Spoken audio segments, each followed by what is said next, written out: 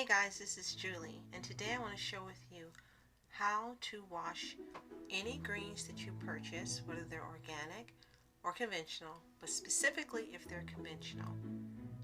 And these are proven tips to protect your health and your family. And before we get started, be sure to like and subscribe for more videos like this.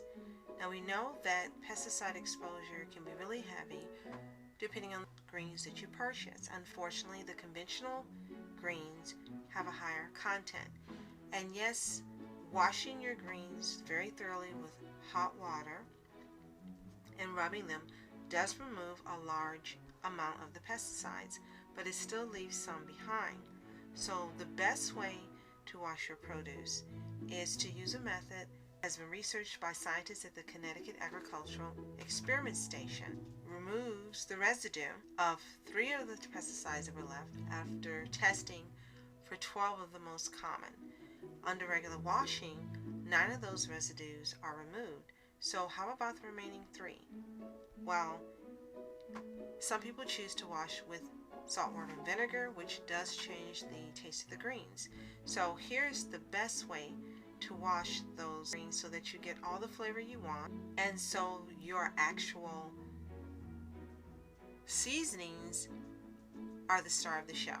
Using a salad spinner is a great way to get those greens clean and then be able to dry them as well to remove all of the water. So first, you take the salad spinner and fill it with your greens. Now, what I like to do is if I'm making, for example, cheesy kale chips, after I initially wash those greens, then I take them and remove the leaves off of the rib, and then I fill the salad spinner, but not too full. Once I get that in there, then you fill the salad spinner with water. Add a teaspoon of baking soda, and then swish your greens around very well. You can use either conventional baking soda or organic. I prefer organic, but either will do the job. I'll allow the greens to soak anywhere from 2 to 5 minutes, depending on the type I have. If it's turnips or mustards, I do a shorter time, but if you've got those really dark greens like kale and collards and spinach, I let them soak longer.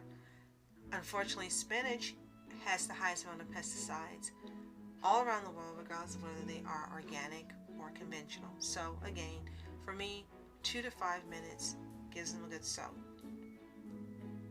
Then once that's done, I take out the insert for the salad spinner, and then I dump the water that has the residue and the baking soda in it.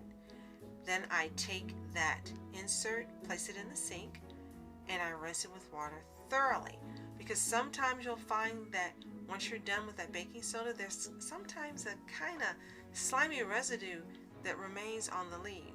So once I rinse those greens in the basket, then I place it back in the salad spinner, and then follow the instructions and spin those greens until they're absolutely dry. And from these pictures, you can see that I have a before picture showing you what the greens looked like prior to doing the baking soda wash, and then after, and you'll see that they're extremely bright and it looks much more inviting to eat and beautiful. Now, if you don't have a salad spinner, don't fret. You can just fill your sink with water halfway, add the greens and the baking soda, let them soak, drain your sink, and then rinse the greens thoroughly. Then you can pat them dry with either a lint-free towel or paper towels. Now you've got healthier greens to eat. So, for more tips like this, be sure to subscribe, and if this video has been helpful to you, give it a like. I appreciate it. And stay tuned for more healthy kitchen hacks.